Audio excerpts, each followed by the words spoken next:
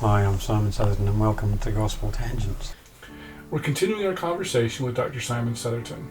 We're going to talk about vanishing DNA. Is it possible that Lamanite DNA simply vanished from the Americas?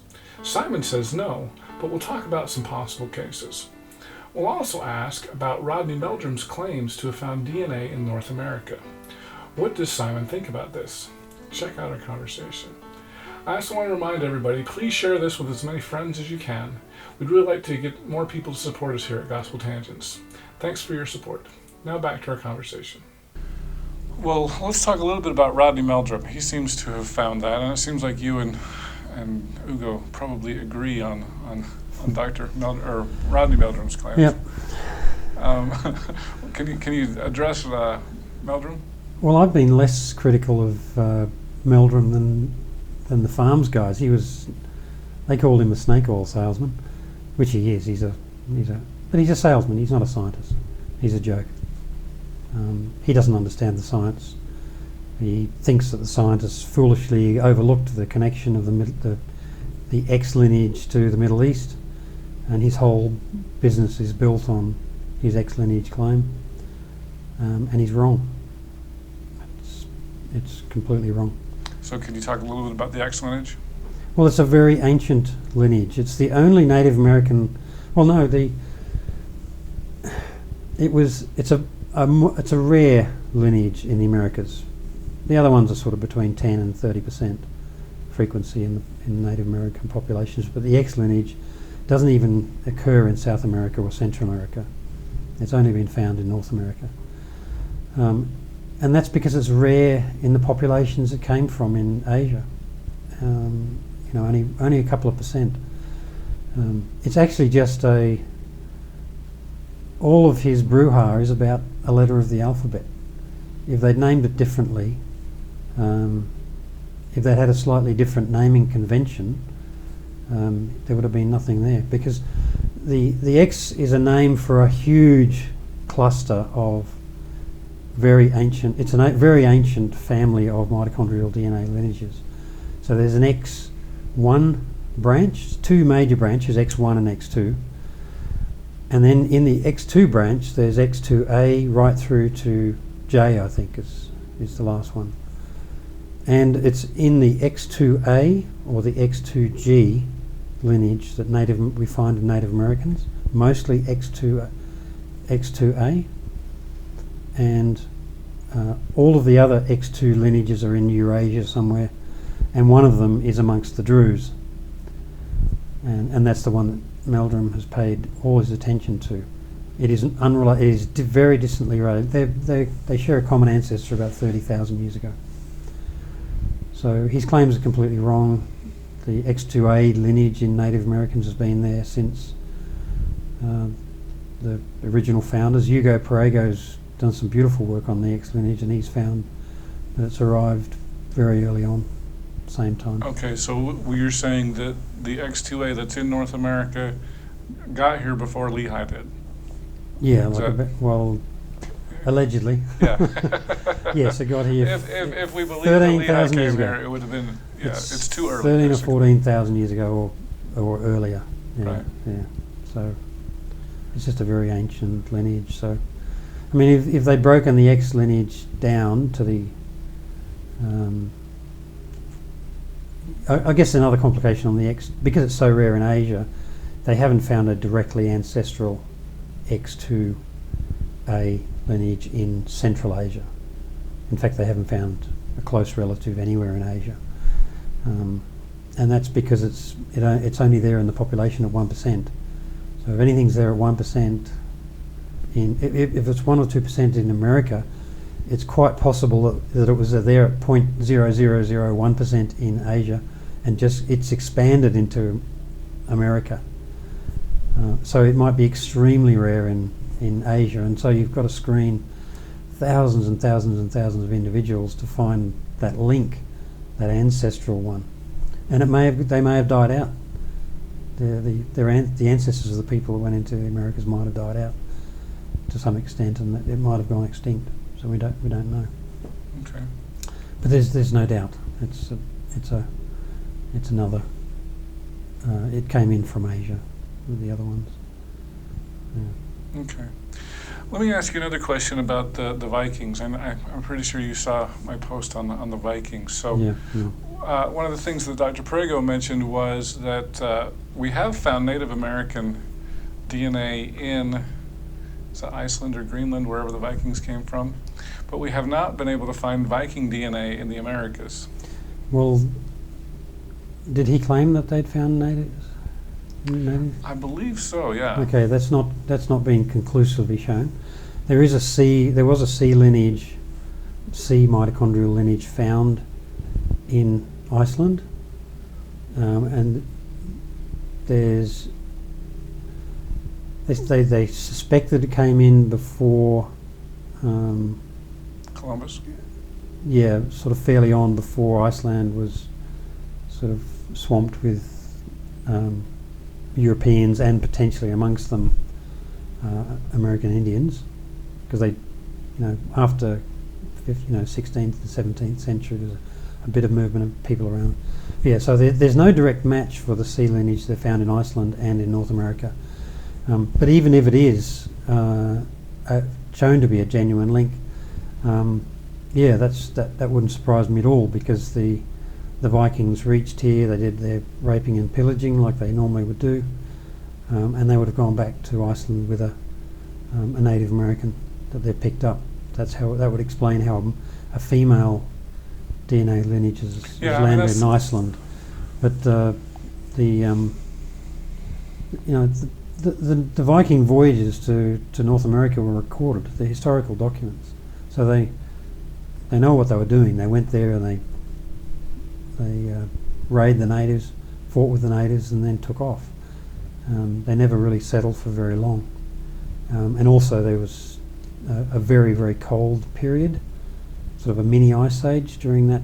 I'm not exactly sure of the dates of that, but it was after 1000 BC, and that very cold period made much of Greenland and sort of northern Canada very difficult to inhabit. And so they chuffed off out of there, because they also moved out of other places they inhabited, because they became very difficult to live there. What I remember of our conversation was that what he said was that they actually didn't fight too much with the Native Americans. It was more of a trading relationship, but they probably did take some Native American women back with them. They could have, yeah. So it does. But he was saying that there's no Viking DNA that we've been able to find. I don't think in they've North found America. any yet. I wouldn't be surprised if there some cropped up, but I mean, it doesn't give me any. It doesn't. It's interesting science. Well, it's just the parallel. It's just interesting. I don't see a parallel with the Book of Mormon though, because these people were not coming here to settle and establish civilizations and populate the place. Vikings have a history of bloodshed and attacking people. If they were like the Vikings that were raiding England and France and Spain, it was a pretty brutal sort of. And it's also a recorded history, and there are documents that record it was a violent confrontation very often. I think, in fact, Will Bagley was talking today, and he mentioned the fact that one of the leaders was shot by a native arrow and died. So it wasn't. It wasn't. It bears no resemblance to what was allegedly going on with the Book of Mormon people. Well, his point is that we know the Vikings were here. We can see their settlements. We can't find any DNA from them, and so he sees the parallel with the Lehites. We can't find their DNA. Yeah. So you don't agree with that parallel, or? Well, I can see the point he's trying to make. He's just trying to create. Yeah. Okay. We can't find them. Well. But it just bears no resemblance to the Book of Mormon account. What we need to hear, we don't need to hear the excuses, the DNA excuses for why we can't find their DNA. What people need to hear from the church is an explanation for a new narrative, an explanation for the Book of Mormon narrative. How do we fit this vanishing story with the text, the scripture. And if you read the scripture, it's really quite clear that they were very significant populations of people. So the Lehites the Nephites and Lamanites were fighting each other for 1,000 years, but they still referred to each other as their brethren. How does that go on for 1,000 years when you're just a tiny little group of people? We're talking about it. There had to be something, a significant people somewhere. So, yeah, look, if Polynesians have probably arrived. They definitely have. Polynesians have arrived in the Americas about 800 years ago, which is only a couple of hundred years after the Vikings, because of fishhook technology and boat building technology. And we haven't found Polynesian DNA here yet either. But it's a boatload of a couple of families that have, or we don't know what it was, that arrived. And even if they did say it's only been 800 years, and they weren't building civilizations, they were just stray sailors who popped in and out. But the Polynesians, they went back because they knew they knew where they were going. They were the most skilled seafarers on the planet for many, probably 3 millennia. So, yeah, I just don't buy into this vanishing. Yeah, we just can't find their DNA because they were so tiny. There were only a couple of families and they entered here. You can't have it both ways. You can't have a text that tells you they're these significant civilizations with armies and millions that fought each other, and then claim they're tiny and we can't find them anymore. So, okay. But I know that's where Hugo has to go. That's where the apologists have to go. They have to go down this route of vanishing. They've vanished, disappeared, because why? That's where the science has pushed them. That's where they've been pushed to go, because they know the science is so powerful. The DNA science is just so cut and dried, it's so clear. And yeah, the fact is, this stuff's been going on for pushing 30 years of DNA research on Native Americans, and we don't have a single sign of pre-Columbian Middle Eastern DNA. Now, I did do one other interview with somebody, a non-scientist, so this might not be the best question, but I'm going to ask it anyway. Because it was actually with Jim Van Cannon. He's in the First Presidency of the Remnant Church of Jesus Christ of Latter-day Saints. They're a breakoff from the RLDS Church. And one of his questions was, well, have they tested all of the Indians? I know it sounds like we've done the Mayans and the Olmecs and that sort of a thing, but can we, have we tested the Iroquois and all the other Native American tribes? I know you said there was 15,000 that have been tested. 15,500 from probably in excess of 250 tribal groups. So 250 tribes. Do we know how many tribes there are in America? I don't know. It's probably many more, hundreds. Many more than that. But it's it could even be more than that, because very often when they report a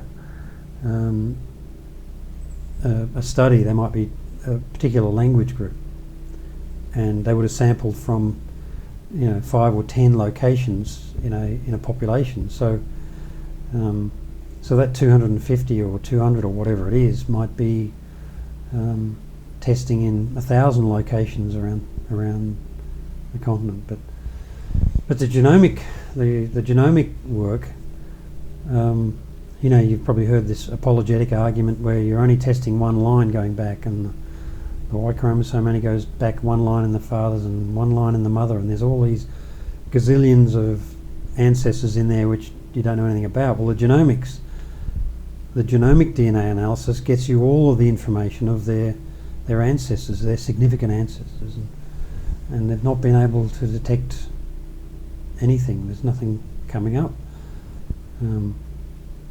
So yeah.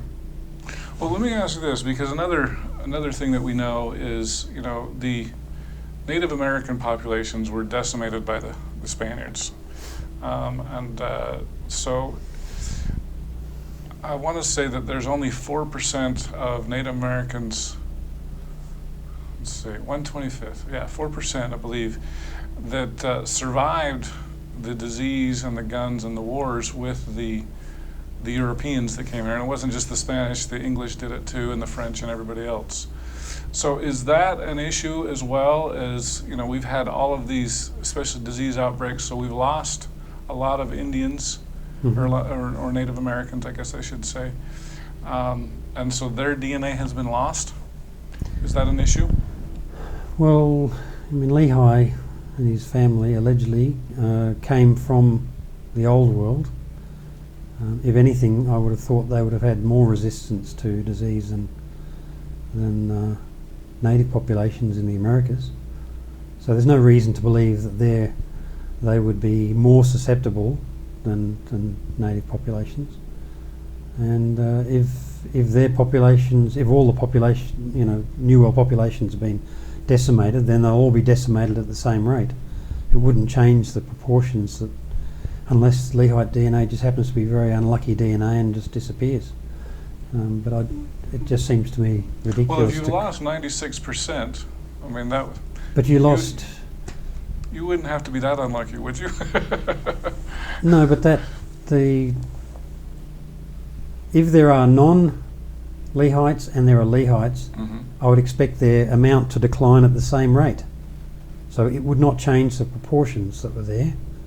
If they were 50-50, let's say, and 99% of them were wiped out, in that 1%, that'd be 50-50.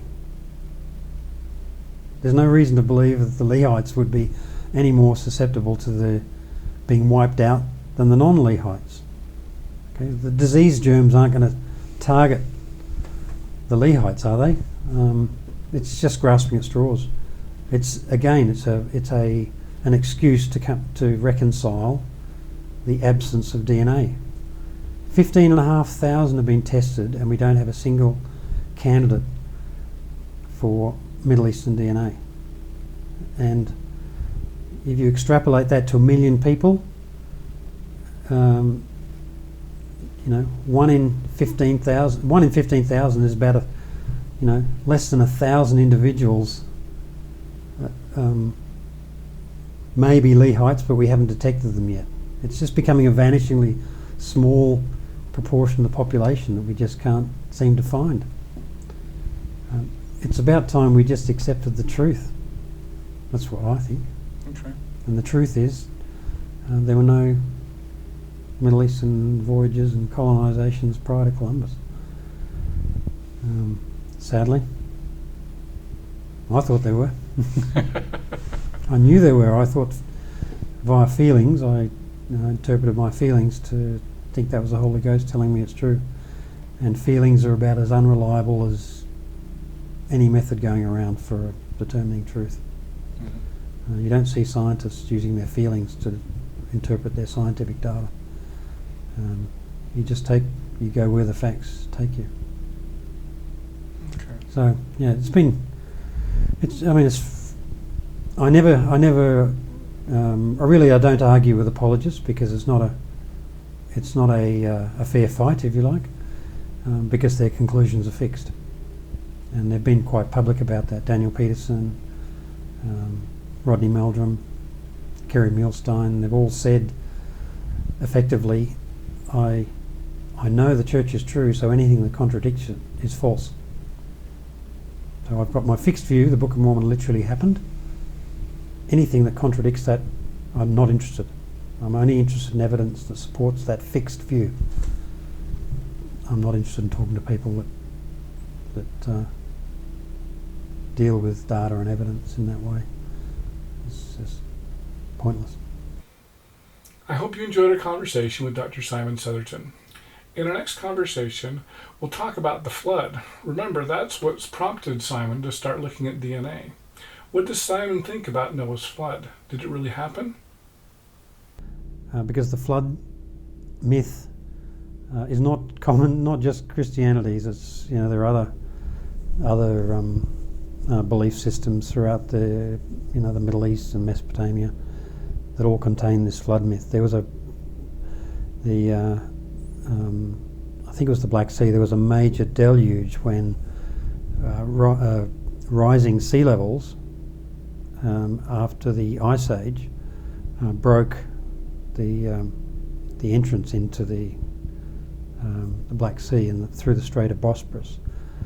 And so they know, the scientists, there's plenty of scientific evidence of a major deluge that's flooded the area surrounding the Black Sea.